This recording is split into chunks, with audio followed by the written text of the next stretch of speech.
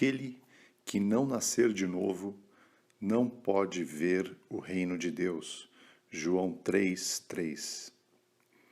Este é o ABC do alfabeto de Deus. Se uma pessoa não está segura e salva pela regeneração, não tem segurança alguma. Esta é realmente a pedra do fundamento, e é necessário que o fundamento esteja bem posto. Se não o está, de que serve edificar uma casa? Pois bem, Cristo diz claramente: aquele que não nascer de novo não pode ver o reino de Deus. Mas, se bem que a regeneração ou novo nascimento é algo que é ensinado de modo tão claro no 3º capítulo de João, não creio que haja uma verdade em toda a Bíblia que se ache envolta por maior escuridão do que esta. São muitos os que se enganam na sua escuridão e creem ver homens e são árvores, ou vice-versa. Muitos cristãos não veem as coisas claras com respeito ao novo nascimento. Nesta mesma tarde, eu estava numa sala de interessados e veio uma pessoa a quem me disse: "Você é cristã?" Respondeu-me: "Naturalmente, por quê?" "Bom," disse-lhe, "há quanto tempo você é?" "Olha, eu nasci cristã." Se é assim, não posso senão felicitá-la. Você é a primeira mulher a quem conheci que nasceu cristã. Você é mais afortunada do que as outras pessoas. As outras pessoas nascem filhos de Adão. Ela vacilou um pouco e logo procurou explicar que tinha nascido na Inglaterra, pelo que era cristã. Há muitos que têm essa ideia. Como nasceram num país cristão, nasceram já do Espírito. Mas neste 3º capítulo de João é apresentado o novo nascimento de modo tão claro que, se alguém o ler cuidadosamente e em oração, tem de abrir os olhos logo. O que é nascido da carne é carne, permanece sendo carne. E o que é nascido do Espírito é Espírito, permanece Espírito. Assim, quando o homem é nascido de Deus, tem a natureza de Deus. Quando o homem nasce de seus pais, recebe a natureza deles. E eles receberam a natureza dos pais deles. E é fácil segui-la assim até Adão. Mas, quando um homem nasce de Deus, nasce de cima, ou seja, nasce do Espírito. Esta é a forma como o Espírito Santo diz neste 3º versículo: recebe a natureza de Deus e então troca a vida da carne pela vida do Espírito. Antes de prosseguir, queria dizer uma coisa. O que não é nascido do Espírito? Muitos creem que nasceram de novo porque vão à igreja. Muitos dizem: sim, sou cristão, vou à igreja em cada domingo. Permitam-me que lhes diga que, se há algum que vai à igreja com toda a regularidade em Londres, é Satã. Está sempre ali, antes do pregador, e é o último a sair da igreja. Não há uma só igreja em Londres ou uma capela a qual não assista com regularidade. A ideia comum de que ele está só nos bairros pobres cheios de vício de Londres é uma ideia falsa. Está em qualquer lugar onde se prega a palavra. Isto é, a ele isto interessa-lhe muito, é o centro da sua ocupação, o seu negócio, arrebatar a semente semeada. Está aqui esta noite. Alguns dos presentes é possível que durmam, mas ele não. Alguns é possível que não escutem o sermão, mas ele vai escutá-lo. Estará observando e, quando vê que a semente vai entrar em algum coração, irá até o ponto de arrebatá-la. Outros dizem: eu sou cristão, claro, porque fui batizado. Bem, quero dizer aqui que o batismo é uma coisa e o ter nascido de novo outra. Pelo fato de que uma pessoa foi batizada, não se pode dizer que tenha nascido de novo. Quer chamar isto de novo nascimento? Não se pode batizar um homem no reino de Deus. Lembre-se disso.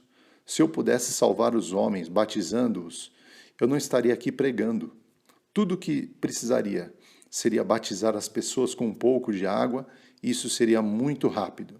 Não haveria necessidade de orar, nem de suplicar aos homens que fujam da ira de Deus.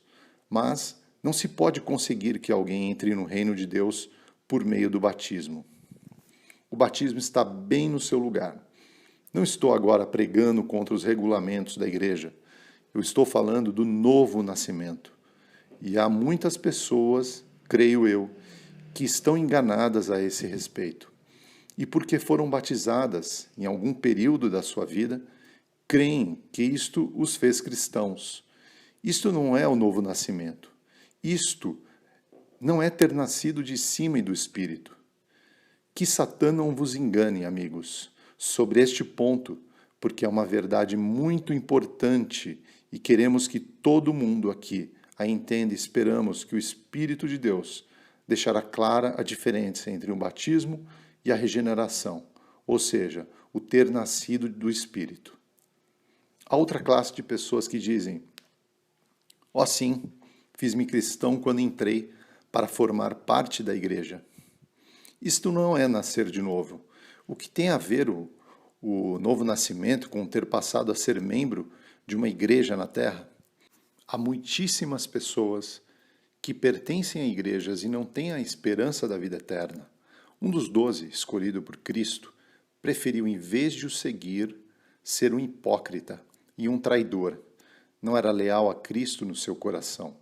Amigos, não albergueis esperança alguma do céu à base de alguma profissão de fé, mas pensem se têm nascido de novo. Agora, deixe-me fazer uma pausa por um momento e faça cada um a si mesmo esta pergunta: já nasci de novo? É a pergunta mais solene que jamais vos farei a vós mesmos aqui embaixo. Já nasci de novo? Já nasci do Espírito? Não se trata de fazer nenhuma nova resolução. Vocês já fizeram muitas. Muitos dizem: procurarei fazer o melhor que puder e creio que tudo vai sair bem. O que isso tem a ver com o novo nascimento e a nova criação? Deus não promete a salvação àquele que faz boas resoluções, mas àquele que crê e nasceu do Espírito, porque aquele que não nascer de novo não pode ver o reino de Deus. Bem, eu creio que este novo nascimento é instantâneo. Tenho visto muitas pessoas que não podem dizer o dia ou a hora de sua conversão, mas tem de haver um momento em que passaram da morte para a vida, em que nasceram do Espírito. Tem que haver um momento em que seus nomes foram escritos no livro da vida. É possível que não recordem o dia, a hora, a semana, o mês ou o ano, mas, amigos, peço que estejam seguros de que nasceram do Espírito. Não se enganem a respeito dessa verdade, porque Cristo mesmo diz: aquele que não nascer de novo não pode ver o reino de Deus. Como disse anteriormente, quando nasci de meus pais terrestres, recebi a sua natureza na carne. Não posso servir a Deus na carne. Deus é Espírito e importa que os que o adorem em espírito e em verdade. E antes que o homem possa adorar a Deus, tem de ter nascido de Deus, tem de ter nascido do Espírito. Então, com esse novo nascimento, com esta nova vida, pode servir a Deus. Então o jugo é fácil e a carga ligeira. Um homem pode tentar voar até a lua, mas não vai chegar até ela. Igualmente, pode tentar servir a Deus antes de ter nascido do Espírito. Tampouco conseguirá. É totalmente impossível.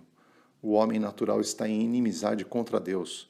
O seu coração natural está em guerra contra Deus. Sempre esteve e sempre o estará. Não é só isso, mas também não pode melhorar a si mesmo. Deus nunca remenda, ele cria de novo. Portanto, não trate de remendar esta velha natureza adâmica. Deus disse: nunca entrará na minha presença.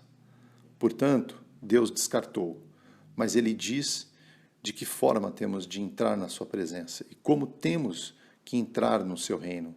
Isso é digno de que recordemos. O homem não pode se educar. Isto é o que o mundo trata de fazer. Mas o que trata de entrar por outra porta distinta da do Senhor, o tal é ladrão e roubador. O que terá de fazer é nascer para o reino, segundo a maneira de Deus. Temos uma lei nos Estados Unidos que diz que ninguém nascido do estrangeiro pode ser presidente. Temos muitos ingleses eminentes que têm vindo para este país e também muitas vindas de outras partes do mundo. Entretanto, Nenhum se queixa desta lei. Dizem que os Estados Unidos têm o direito de dizer quem há de vir a ser o seu presidente. Eu venho aqui ao vosso país e não me queixo de que não haja uma rainha que vos governe. Que direito teria eu de me queixar? Não tem a Inglaterra direito a escolher os seus governantes e quem vai ser o seu rei ou a rainha? Os estrangeiros têm direito a intervir nisso? Eu gostaria de vos fazer essa pergunta. Não tem Deus direito a dizer quem há de entrar no seu reino e como que tem que entrar nele?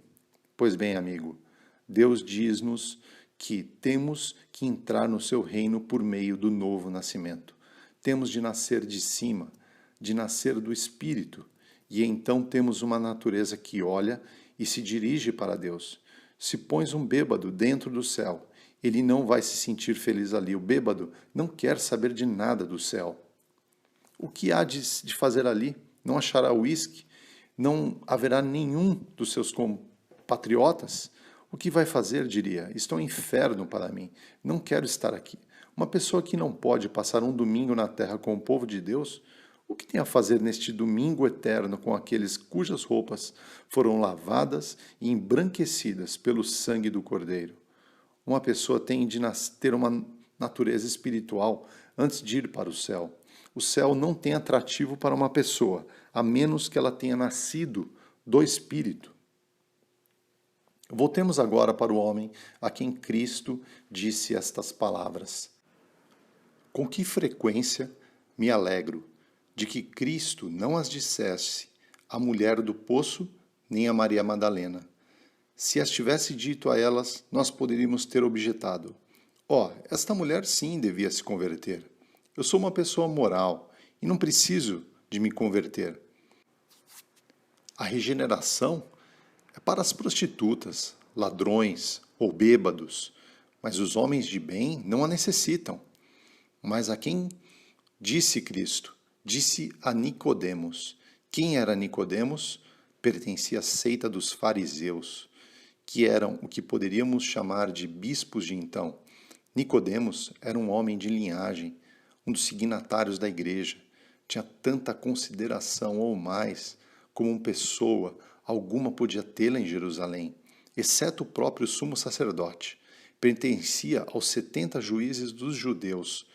Era um doutor em divindades ou teólogo e ensinava a lei. Não há uma só palavra nas Escrituras contra ele. Era um homem que se destacava em toda a nação, cujo caráter era imaculado. E o que lhe diz Cristo? Aquele que não nascer de novo não pode ver o reino de Deus. Suponho que Nicodemos franziu o senho. Respondeu: como pode um homem nascer sendo velho? Pode acaso entrar pela segunda vez no ventre de sua mãe e nascer? Jesus disse-lhe: na verdade, certo que te digo que o que não nasce da água e do Espírito não pode ver o reino de Deus. Não retrocedeu nenhuma das palavras que havia dito antes. Parece-me que Nicodemos era uma pessoa semelhante a dúzias de milhares de hoje em Londres. No momento em que lhes fala de regeneração ou conversão, fazem trejeitos, dizem: não entendemos. Naturalmente, o homem natural não entende as coisas espirituais. É coisa da revelação. Muitos homens tratam de investigar e achar a Deus. É de supor que tu também desejas encontrar a Deus. De outro modo, não estaria aqui. Pois bem, havia um tempo alguns viajantes que tinham ido escutar um pregador. Tinham regressado ao hotel e estavam sentados na sala de fumadores, conversando, e diziam que o ministro não tinha satisfeito a sua razão e que eles não podiam crer, o que não se pode esclarecer por meio da razão. Havia um ancião sentado ali que escutava e disse-lhes: dizeis que não podeis crer naquilo que não podeis dar a razão? Não, não podemos, o ancião disse. Quando vinha no comboio, ontem, notei algumas ovelhas, vacas, porcos e patos que estavam comendo erva. Pois bem, podem me dizer por meio de que processo esta mesma erva se torna plumas, cabelos, cerdas ou lãs? Bom, não podemos dizer. Creem que isso é verdadeiro como um fato? Não há nenhuma dúvida disto, é um fato. Eu pensava que vocês não acreditavam em nada que não pudessem explicar. Bom, não podemos pelo menos crer no que temos diante dos olhos. Pois bem, disse o ancião, eu não posso explicar-lhes a forma como Deus converte uma pessoa, mas posso pelo menos crer na regeneração.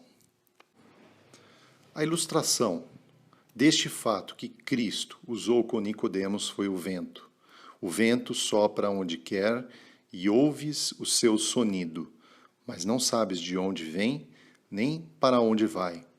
Pois bem, tu não podes ver o Espírito de Deus trabalhando nesta audiência, mas eu espero e peço que assim aconteça.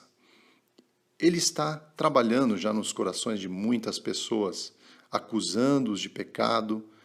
Crês mais agora do que antes que és pecador? Pois bem, esta é a obra do Espírito Santo. O diabo nunca vai dizer que você é um pecador. Ele trata de fazer você crer que é bastante bom. Se você acreditar nesta noite que pecou contra Deus, esta é a obra do Espírito Santo.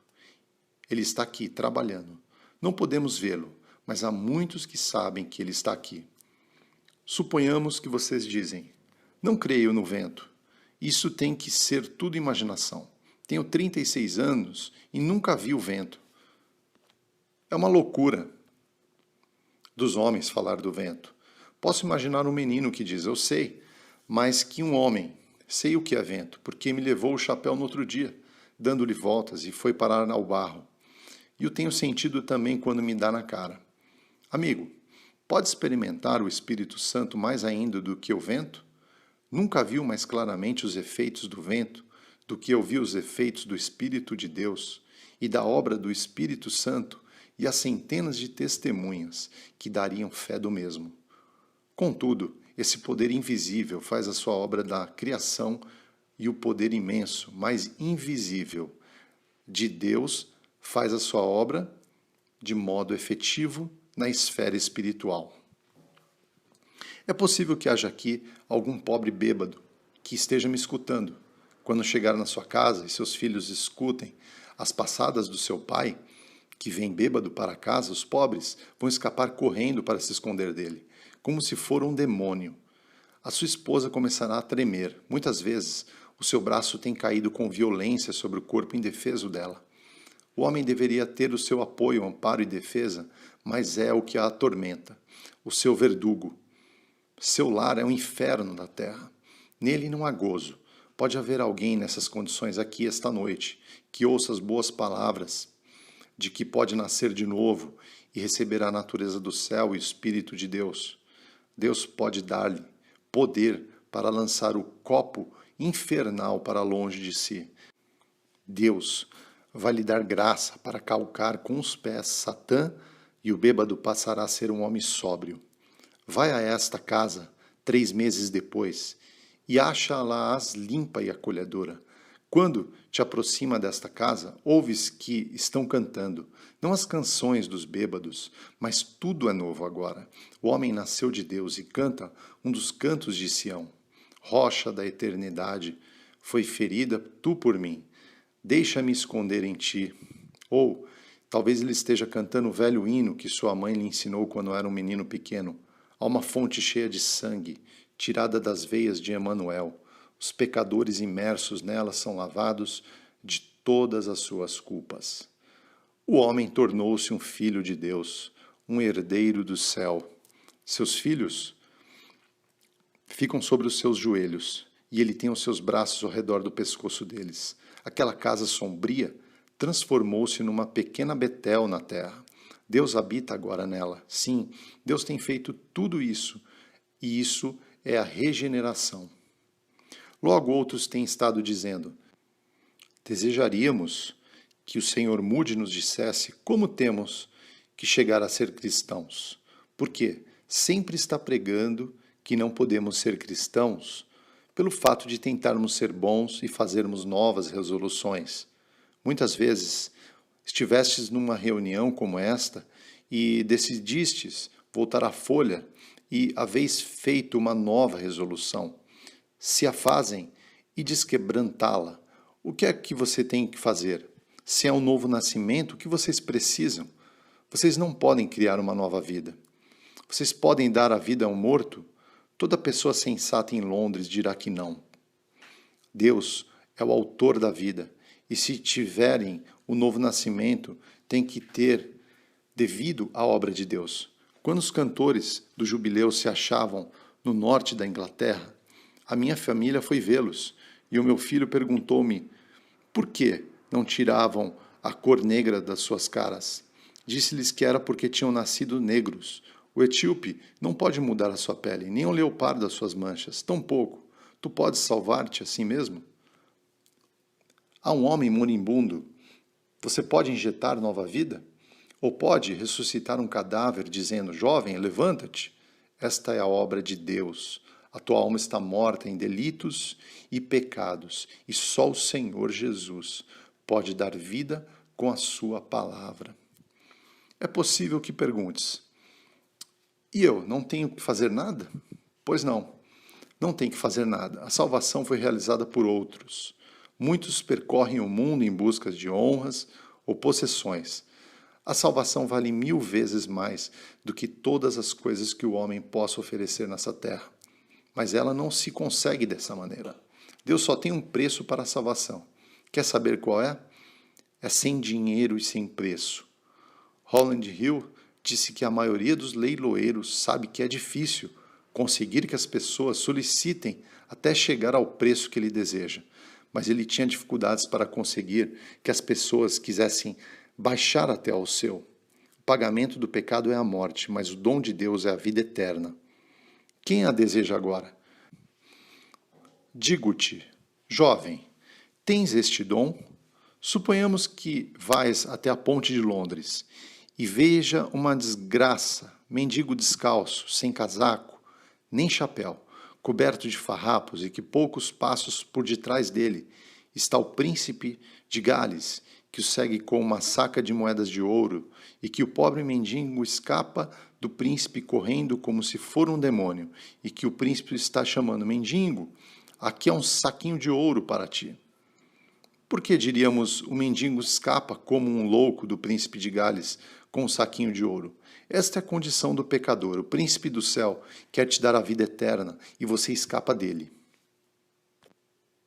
Vocês também dizem, se não é fazendo algo com as nossas forças, como temos que ser salvos?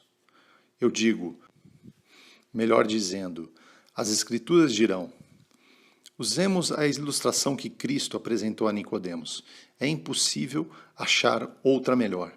Ele levou-lhe o remédio, e como Moisés levantou a serpente no deserto, assim importa que o Filho do Homem seja levantado, para que todo aquele que nele crê não pereça, mas tenha a vida eterna.